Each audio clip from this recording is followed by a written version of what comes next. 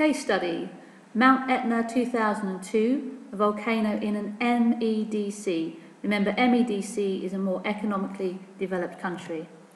Okay, the plate boundary here is the African plate to the Eurasian plate. Okay, Mount Etna is in Sicily, which is part of Italy. Right, Etna is a stratovolcano formed as a result of repeated volcanic eruptions that have built up layers of lava and ash to create a cone. Sicily itself is one of the poorest regions of Italy. Agriculture is an important part of the economy and the tourist industry is growing. The eruption itself, Etna erupted throughout November of 2002. Clouds of gas and ash were forced from two vents, followed by magma which was thrown more than 100 metres into the air. Lava began to run quickly down the mountainside and ash fell continuously onto the city of Catania and drifted as far south as Libya. Right, the impact of the eruption, more than 100 homes were damaged, residential areas were evacuated, thousands of people had to leave their homes, schools were closed, the airport was closed for 4 days, the skiing season disrupted, and hundreds of hectares of forest destroyed. Okay, remember, in MEDCs, the damage tends to be more financial than loss of life. Okay, in response to the eruption, a state of emergency was declared.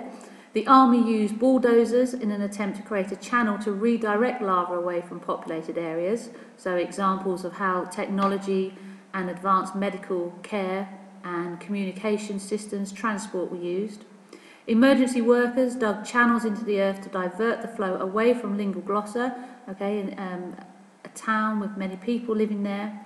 And a medical ship was readied for the emergency. Okay, the ship anchored just off of Sicily in readiness for any evacuations. Okay, here are some tasks that you guys can work on.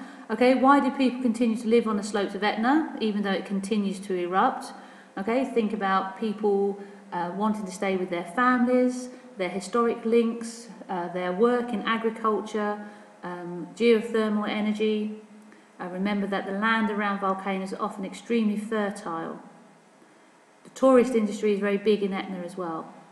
Make a list of all the people whose jobs were affected by the eruption. Okay, so hotel owners, tourist operators, ski operators, farmers and agriculturalists, scientists that are there to monitor the volcano, and geothermal energy producers. Okay, if you compare the eruption with that of Nevada del Ruiz, okay, the main differences here are the technology that an MEDC has and their ability to respond to a disaster very quickly with the aid of helicopters, ambulances, the army, okay, the fact that their road networks are much better, okay, and communications between people are generally much better.